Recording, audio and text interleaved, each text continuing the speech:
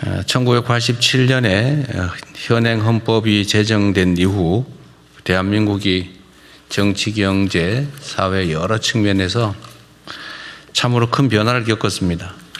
그런데 헌법은 여전히 지난 40여 년 동안 제자리 걸음입니다. 보통 이렇게 표현하죠. 세상이 변했는데 덩치는 커졌는데 옷이 맞지 않는다. 그럼 옷을 좀 고칠 필요가 있지 않냐. 이런 얘기들을 합니다. 지금 헌법으로는 지금 현재 우리 대한민국 민주주의의 수준이나 국민의 삶의 상황 또 국가의 미래를 충분히 담보하기가 어렵습니다. 또 동시에 전면 개헌을 하기는 부담이 너무 큽니다. 또 정치적 이해관계가 엇갈리기 때문에 합의가 쉽지 않습니다. 그렇다고 다 미룰 것은 아니고 할 수 있는 만큼은 하자. 이런 실용적인 태도로 접근할 필요가 있습니다. 부분 개헌을 합의되는 만큼 순차적으로 해나가는 것이 현실적인 방법이다라는 생각이 듭니다. 개헌을 더 이상 못하게 하자, 국회 통제를 강화하자. 이거 어떤 국민이 반대하겠습니까? 그 반대하는 사람이 조금 있을 수는 있죠. 그 사람들은 불법 개헌 옹호론자라고 봐야 되지 않겠습니까?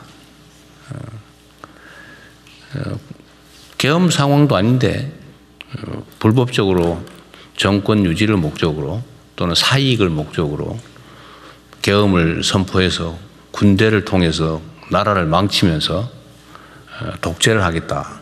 이런 것을 못하게 하는 게 당연한 거 아닌가요? 그래서 이 비상계엄에 대한 합리적 통제를 헌법에 넣자. 이건 누가 반대할까 싶습니다. 또 한 가지는 지금 또 5.18이 다가옵니다. 국민이 맡긴 권력, 국민이 맡긴 나라를 지키라고 준 총칼로 국민을 살상하고 헌법 질서를 파괴한 광주 5.18 사건과 같은 일이 다시는 벌어져서는 안 되겠죠. 5.18 때가 되면 누구나 그렇게 말합니다. 5.18 정신을 헌법 전문에 넣자. 그래서 또 일각에서는 부마행정 정신도 넣자. 누가 반대합니까? 공개적으로 다들 얘기하지 않습니까? 뭐 여당, 야당 할 것 없이 다 하죠. 근데 이번에 헌법 전문에 실제로 넣을 기회가 되었습니다. 그건 왜 반대합니까? 말이 안 되죠. 지방자치를 강화하자. 모든 국민이 동의하는 일입니다. 반대할 이유가 없는 이 헌법 개정안에 표결이 내일 이루어집니다. 이 선거권을 가지는 선택권을 가진 우리 국민들께서 정확한 정보를 접할 수 있어야 됩니다. 그래서 국민들의 의견, 의사를 왜곡하기 위해서 가짜 정보를 유포한다든지 또는 의사결정을 방해한다든지 돈으로 매수한다든지 권력을 가지고 개혁을 한다든지 조작을 한다든지 이런 일이 절대 있어서는 안 됩니다. 그래서 선거인들이 자유롭게 선거에 관한 후보에 관한 정보를 수집하고 그 정보에 의해서 합리적인 판단을 할 수 있도록 하는 것은 정부의 가장 큰 책무라고 생각이 됩니다. 제가 전에 경찰, 검찰 그리고 감사, 선관위 이 기관들한테 이런 당부를 드린 일이 있습니다. 소위 3대 선거 범죄에 대해서는 신속하게 엄정하게 대응해야 된다. 예를 들면 상대를 음해하기 위해서 흑색선전을 하는 행위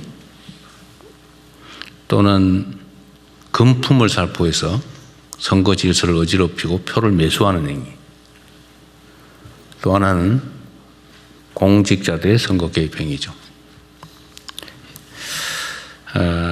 이 범죄들에 대해서는 아주 과감하게 신속하게 엄정하게 대응하시기 바랍니다. 또 산림청 지휘기관이 농식품부죠? 예, 그렇습니다. 산림 훼손이 된 경우에 복구공사를 무슨 위탁을 입찰을 해서 맡겼더니 엉터리로 나무를 심어놓고 나무가 다 죽었더라. 근데 복구시키려고 예를 들면 하자 보수시키려고 봤더니 회사는 다 없어졌더라. 근데 이게 하루 이틀이 아니고 수년간 계속된 일인데 왜 산림청이나 농식품부는 지금까지 몰랐을까?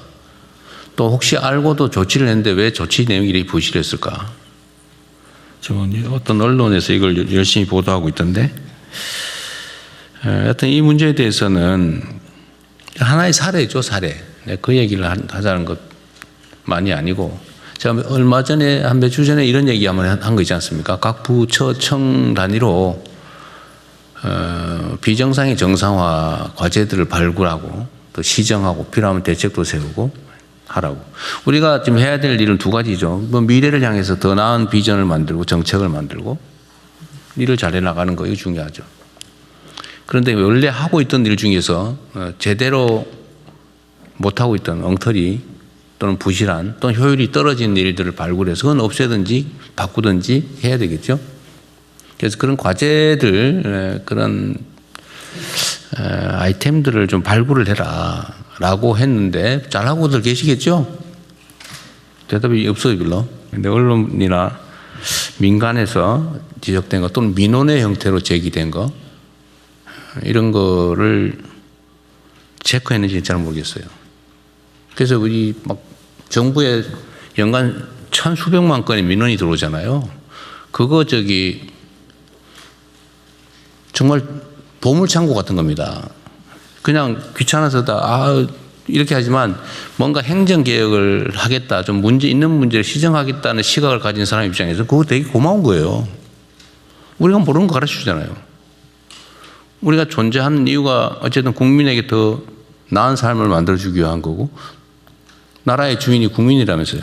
꼭 국민이 이런 개별화되어 있긴 하지만 이런 문제가 있습니다 지적하면 그게 개인적 이익을 추구하는 행위라면 난 모르겠지만 상당수는 구조적인 문제란 말이에요. 그건 고맙죠. 그걸 뒤져보면 우리가 해야 될 일이 잔뜩 들어있어요. 얼마나 좋아 그게.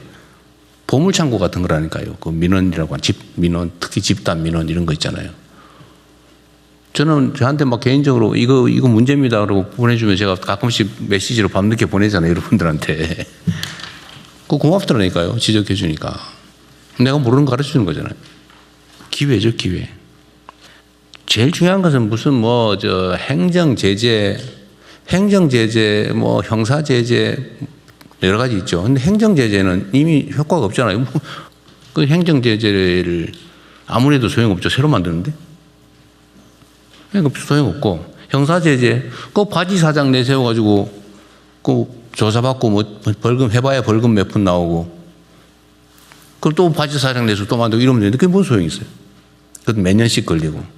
그리고 그 사이에 온갖 부정 비리가 발생하죠. 막 로비하고 막 정치인 쫓아다니고. 그게 부정부패 원인이 되잖아요. 제일 깔끔하게 얘기하는 거 돈을 뺏으라니까요. 입찰할 때 입찰 보증금을 확 올려요.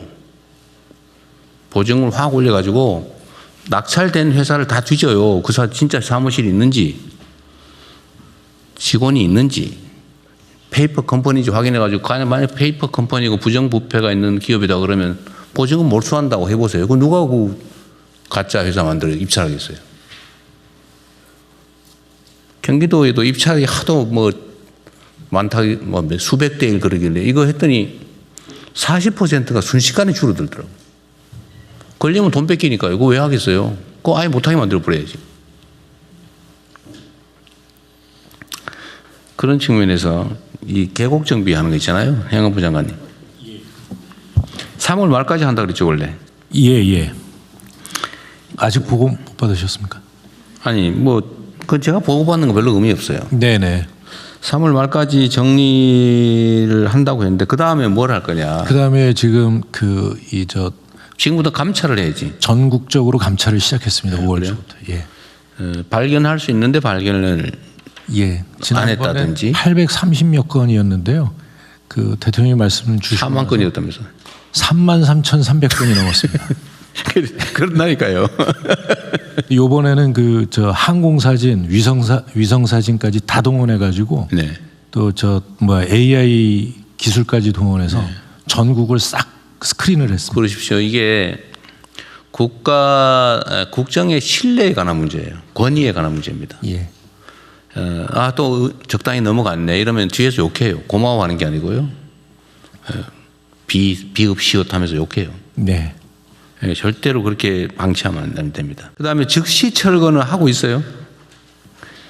그거 개고장 올 여름에 보내고 올 가을에 철거하면은 내년에 다시 설치하고 그러잖아요. 예, 벌금 500만 내. 그거 못하게 바로 정비할 수 있게. 그냥 시설만 철거하는 게 아니고요. 그 시설을 설치했던 데가 대부분이 뭐 이 평탄화 원상복구해야 되겠지. 그걸 완전히 재자연화하는 데까지 네. 목표로 하겠습니다. 그리고 협조적인 데는 지원을 하더라도 정비하는 걸 도와주도록 하시고요. 네네. 무조건 단속 일변도가 아니라 좀 탈출할 수 있게. 네네. 지방 정부하고 협력하고 필요하면 정부의 예산 지원을 좀 해줘도 좋은데 정비하고 정상적으로 사는 거는 적극적으로 지원해 주도록 하십시오. 네, 그렇게 하겠습니다. 네, 어쨌든 우리가 국정을 맡은 지가 이제 1년이 거의 다 돼 가는데 그동안 다들 열심히 잘해 주셨어요. 잘해 주셨는데 이게 이제 또 1년 정도가 지나면서 이게 또 관성화되는 경우도 있죠. 그렇지 않도록 좀 각별히 유념해 주시기 바랍니다. 우리한테는 별로 중요하지 않은 여러 가지 정말 엄청난 일들 중에 부수적인 작은 일처럼 보여도 이 작은 일들에 그 인생이 달려 있는 국민들이 수백, 수천, 수만, 수십만씩 있어요. 우리는 별거 아니지만 여러분들이 하는 일.